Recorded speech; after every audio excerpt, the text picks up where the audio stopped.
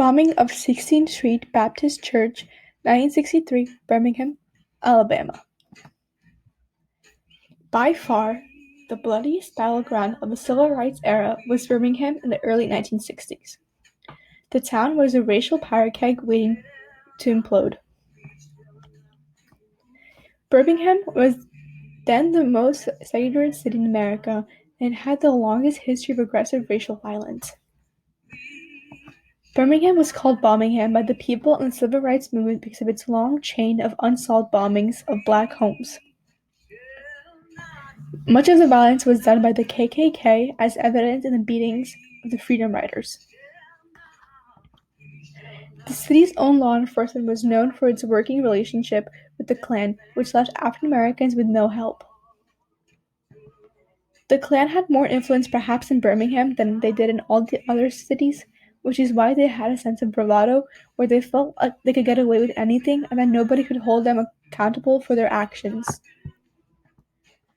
One of the cruelest of all the acts of the Klan occurred on Sunday, September 15, 1963, at 10:22 a.m. on 16th Street, where they bombed the Baptist Church, which is a symbol of all rights movement in Birmingham. The circuit chambers served as a staging point for demonstrations against segregated downtown public facilities. From the steps of the church, hundreds of black marchers, mostly children, encountered the extreme force of Police Commissioner Bull Connor and his attack dogs and high-pressure fire hoses. This was shown on national television, making citizens all of America outraged by this happening to innocent black people. In the next slide, you will see this being carried out.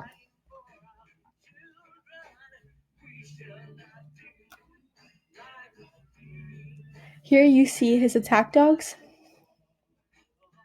and here you see African Americans being hosed down. For racial segregation, the 16th Street Baptist Church became a special target for the KKK. On a hazy Sunday morning in September of 1963, 4 black girls attended Sunday school at the 16th Street Church, and that day's Bible lesson was "A Love That Is Forgiveness." The 4 girls moved to the basement to get their choir robes when suddenly a noise was shot through the church like a cannon. A bomb, which was planted in the basement, ripped through the church. Cynthia Wesley, age 14, Carol Robinson, age 14, Addie Mae Collins, age 14, and Denise McNair, age 11, all 4 found dead, and 2 dozen other citizens were injured. Of all the bad things that happened in the South during the Civil Rights era, to me this is one of the more important ones, because you have 4 innocent little girls who had not done anything wrong to anybody, yet they were being punished. On Sunday morning, they went to church to worship, but they were instead killed for absolutely no reason except for their skin color. Within days, police were almost certain that the bombers were members of the United Klans America, and the key suspect was Dynamite Bomb Clamilson, a Klansman suspected in many Birmingham bombings. After an investigation, Chambliss and 2 other Klansmen were convicted of only the minor charge of dynamite possession, and the finding was overturned on appeal of FBI investigation, which resulted in no arrests and no charges. Outrage over the incident, the violent clash between protesters and police that followed, helped draw national attention to the hard-fought, often dangerous struggle for civil rights for African Americans. In the next video, you will see MLK speaking before 800 people at the funeral for 3 girls, because the 4th one was a private funeral, fueling the public outrage for mounting across the country.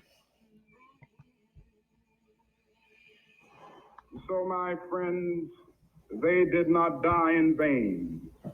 God still has a way of wringing good out of evil.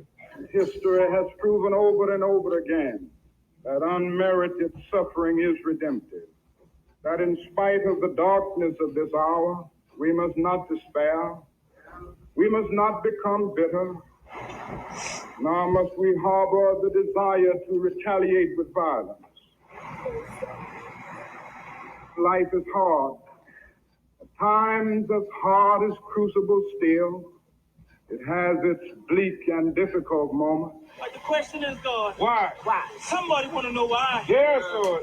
We need you, Lord. And if one will hold on, he will discover that God walks with him and that God is able to lift you from the fatigue of despair to the buoyancy of hope and transform dark and desolate valleys into sunlit paths of inner peace. And no greater tribute can be paid to you as parents, and no greater epitaph can come to them as children, and where they died, and what they were doing when they died. They died between the sacred walls of the Church of God, and they were discussing the eternal meaning of love.